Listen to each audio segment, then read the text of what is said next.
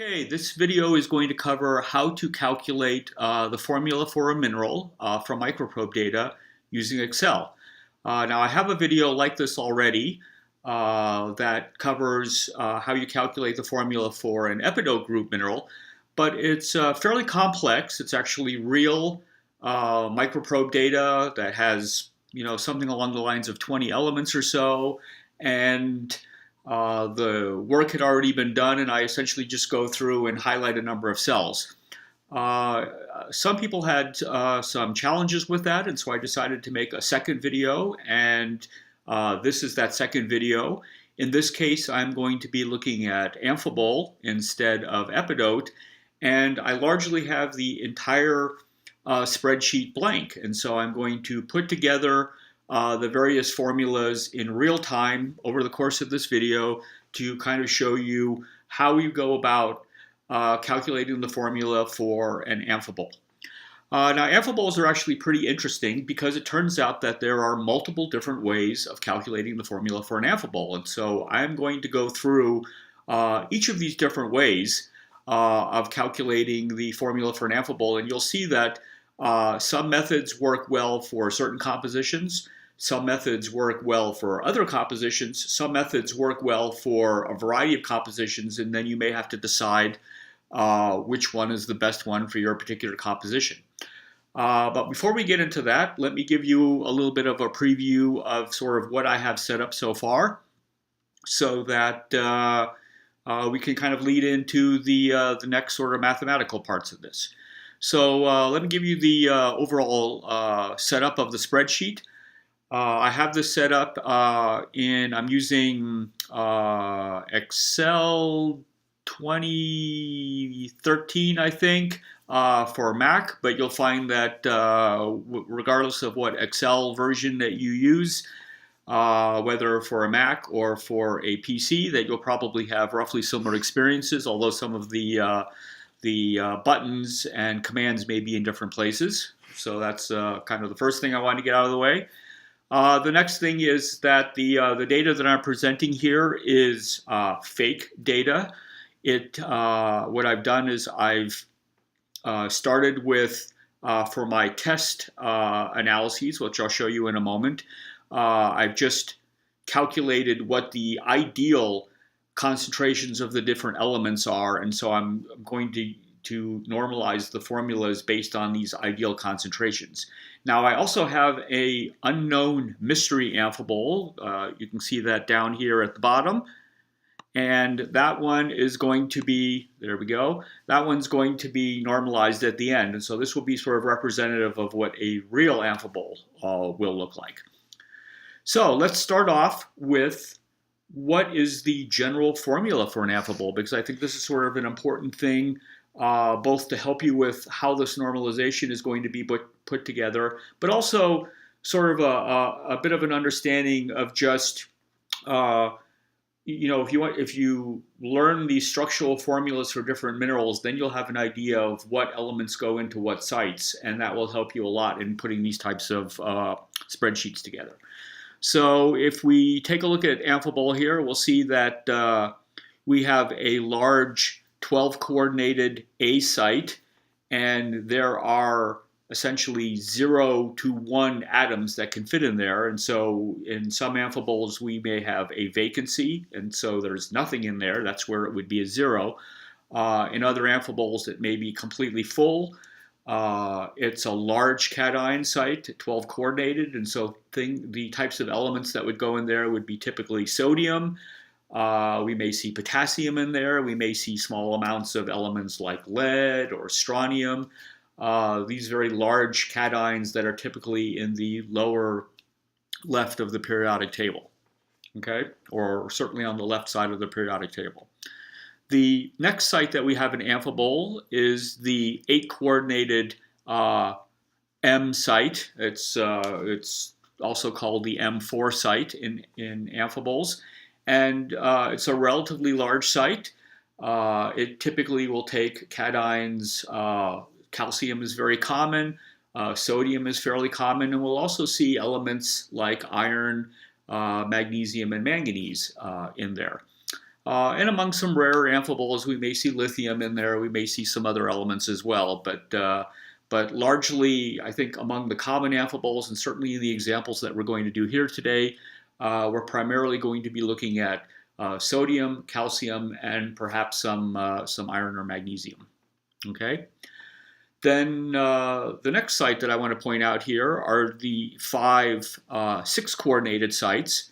Now these in amphibole structural chemistry are referred to as the M1 site, the M2 site, and the M3 site. And there are a total of 5 of these all combined, but we're not going to differentiate them here. We're just going to lump them all together as the 6-coordinated metal sites.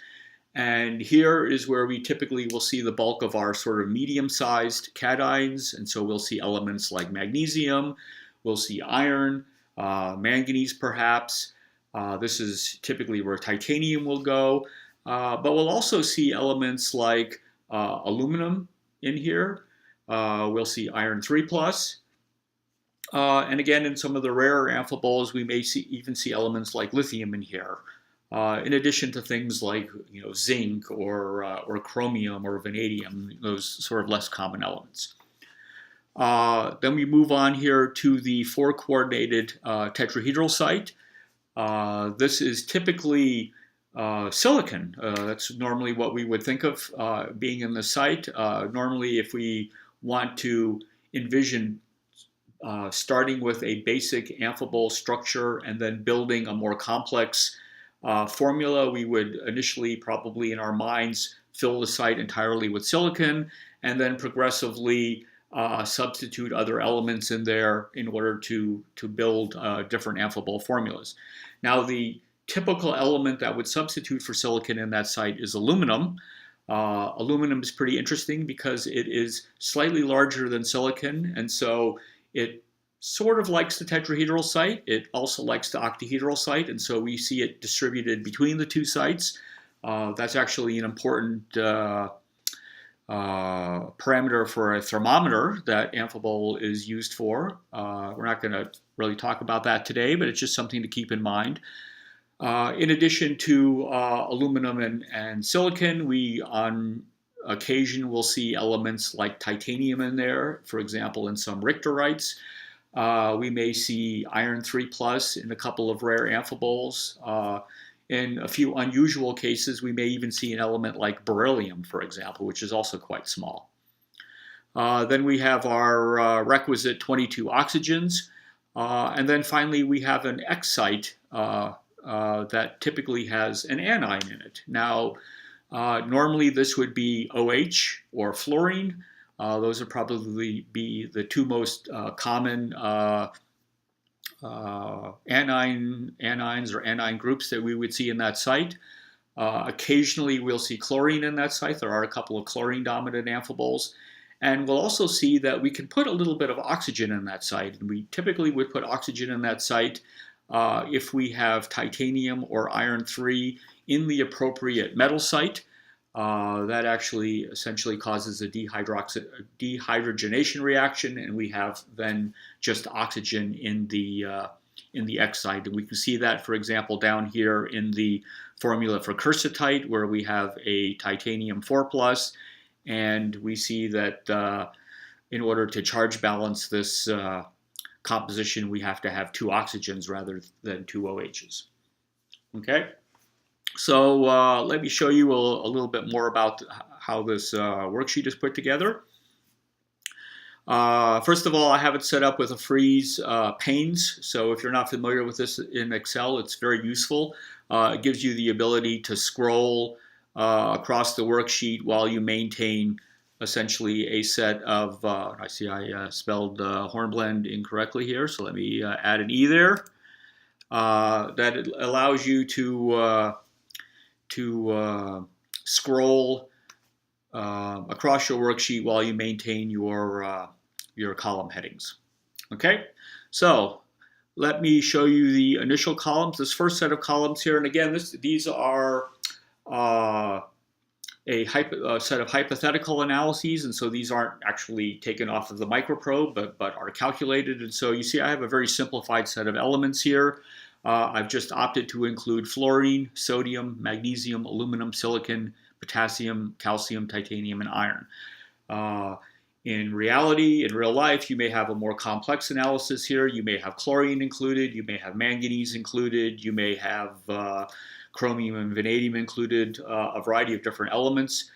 If you have some of these other elements, for example, if you have vanadium included, there are additional issues that you have to be aware of. For example, there may be peak overlaps between titanium and vanadium, and so you'll have to do a correction for the apparent vanadium that you have compared to the amount of titanium that you measured to make sure that the vanadium that you are looking at is entirely real.